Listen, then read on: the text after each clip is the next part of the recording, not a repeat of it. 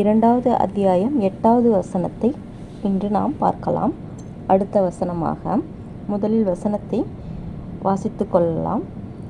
மனிதர்களில் சிலரும் இருக்கின்றார்கள், அவர்கள் நாங்கள் அல்லாவையும் இறுதி நாளையும் ஈமான், அதாவது ஈமான் என்றால் நம்பிக்கை கொள்கின்றோம் என்று கூறுகின்றார்கள்.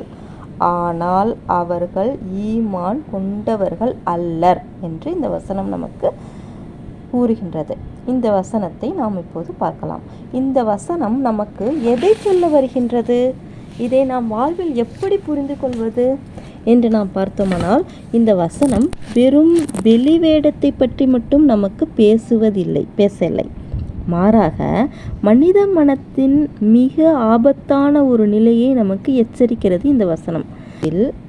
வாயளவில் நல்லவர்களாக காட்டிக்கொண்டு உள்ளத்தில் துரோகமும் வஞ்சகமும் வைத்திருப்பது எவ்வளவு பெரிய குற்றம் என்பதை சொல்கின்றது. நிச்சயமாக நம்மில் பலர் அப்படி இருக்கக்கூடாது. உள்ளொன்று புறமொன்று பேசாமல் உள்ளத்தில் என்ன இருக்கின்றதோ அதை நாம் தெளிவாக அவர்களிடம் எடுத்து சொல்லிவிடலாம். இல்லை, உள்ளத்தில் வஞ்சகமும் துரோகமும் இல்லாமல் வாழ்வது நமக்கு சிறந்ததாகும். இது எவ்வளவு பெரிய குற்றம் என்று இந்த வசனம் நமக்கு சொல்கின்றது. அதாவது இது பிறரை குறை காண்பதற்காக அருளப்பட்ட வசனம் அல்ல. நிச்சயமாக இது பிறரை குறை காணணும் அப்படி என்று இறைவன் அருளப்பட்டது இந்த வசனம் கிடையாது. நம்மிடம் இது போன்ற குணங்கள் ஏதும் மறைந்து இருக்கிறதா என்று நாம் சுய பரிசோதனை செய்து கொள்ள வேண்டும் முதலில். அதாவது நம்ம எப்படி நமது அன்றாட வாழ்க்கையில் இந்த நயவஞ்ச குணத்திலிருந்து நம்மை பாதுகாத்து கொள்ளவும் எப்படி நாம் கடைப்பிடிக்கலாம் என்றால், நம்முடைய சொல்லும் செயலும் ஒன்றாக இருக்க வேண்டும். வெளியில் எப்படி பழகுகின்றோமோ அதே தூய்மையோடும் உண்மையோடும் தனிமையிலும் இருக்க வேண்டும். அதிகமாக சுய பரிசோதனை செய்து கொண்டே இருக்க வேண்டும். இறை தூதர்கள் அவர்கள் நயவஞ்சகாரர்கள் அடையாளங்களாக சிலவற்றை குறிப்பிடுகின்றார்.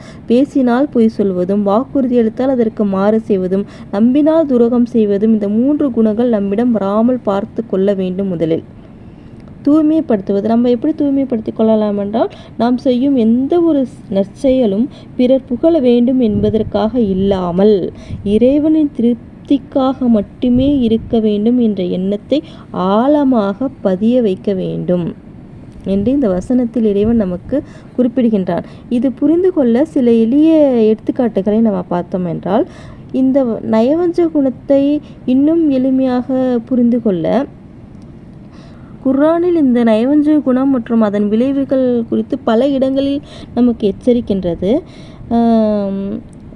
இந்த தொடர்பான வசனங்களை பார்த்தால் அவற்றில் சில முக்கியமானது வெளிவேடத்தில் வரும் நஷ்டம்.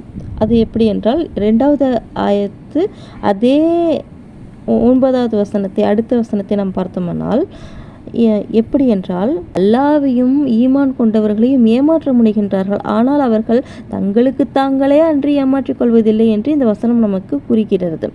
ஆயினும் அவர்கள் உணர்ந்து கொள்வதில்லை என்றும் இதற்கு கூறுகின்றது.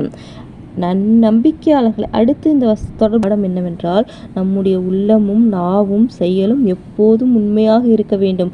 போலித்தனமில்லாத நேர்மையான வாழ்க்கையை வாழ நாம் பழகி கொள்ளக்கூடாது என்பது தான் இந்த வசனம் நமக்கு எச்சரிக்கையாகவும் நமக்கு சீர்பட்டு வர வேண்டும் என்றும் இந்த வசனங்கள் இறைவன் நமக்கு சுட்டி காட்டுகின்றான். இதில் இன்னும் பல எடுத்துக்காட்டு பார்த்தோம்